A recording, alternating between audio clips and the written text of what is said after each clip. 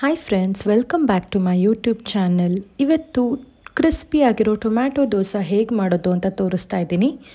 So ಇದಕ್ಕೆ ನಾನು 1-2 tomato ಹೆಚ್ಕೊಂಡು ಮಿಕ್ಸಿಗೆ ಹಾಕ್ಕೊಳ್ಳಿ. ಅದ್ರ ಜೊತೆಗೆ ಸ್ವಲ್ಪ ಶುಂಠಿ ಬೆಳ್ಳುಳ್ಳಿ ಪೇಸ್ಟ್ ಹಾಕೋತಾ ಇದ್ದೀನಿ, ಮನೆಯಲ್ಲೇ ಮಾಡಿದ್ದೀನಿ. ಅದ್ರ ಜೊತೆಗೆ ಸ್ವಲ್ಪ ಉಪ್ಪು ಹಾಕೋತಾ ಇದ್ದೀನಿ.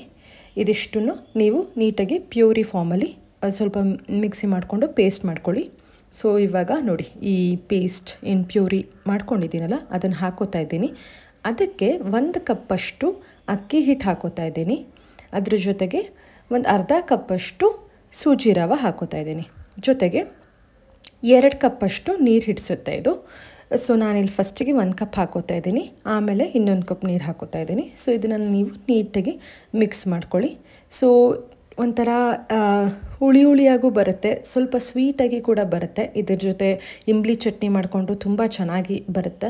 ಸೊ ಇದು ಸ್ಕೂಲ್ಗೆ ಲಂಚ್ ಬಾಕ್ಸ್ ರೆಸಿಪಿಯಾಗೂ ಕೂಡ ನೀವು ಟ್ರೈ ಮಾಡ್ಬೋದು. ತುಂಬ ಕ್ರಿಸ್ಪಿಯಾಗಿ ಕೂಡ ಬರುತ್ತೆ.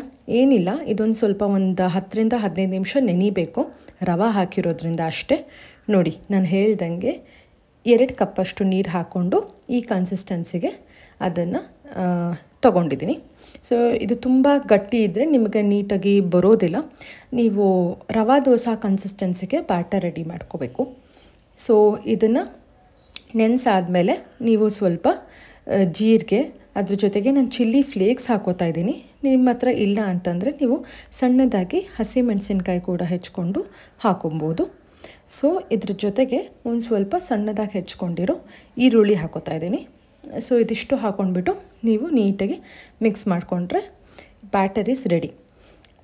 ಸೊ ಯಾವಾಗ ಬೇಕಾದರೂ ಆವಾಗ ನೀವು ದೋಸೆ ಹಾಕ್ಕೊಂಡು ಇದ್ರ ಜೊತೆಗೆ ಖಾರ ಚಟ್ನಿ, ಕೆಂಪು ಚಟ್ನಿ, ಜೊತೆಗೆ ಕೊಬ್ಬರಿ ಚಟ್ನಿ ಎಲ್ಲನೂ ಕೂಡ ತುಂಬ ಒಳ್ಳೆ ಕಾಂಬಿನೇಷನ್ ಆಗುತ್ತೆ. ನನ್ನ ರೆಸಿಪೀಸ್ ಟ್ರೈ ಮಾಡಿ ನೋಡಿ. ಹಾಗೆ ನನ್ನ ಚಾನಲ್ನ ಫಸ್ಟ್ ಟೈಮ್ ವಿಸಿಟ್ ಮಾಡ್ತಾಯಿದ್ರೆ ಸಬ್ಸ್ಕ್ರೈಬ್ ಮಾಡೋದು ಮರಿಬೇಡಿ. ಜೊತೆಗೆ ಬೆಲ್ಲೈಕನ್ ಪ್ರೆಸ್ ಮಾಡ್ಕೊಳ್ಳಿ ಫರ್ದರ್ ಅಪ್ಡೇಟ್ಸ್ಗೆ.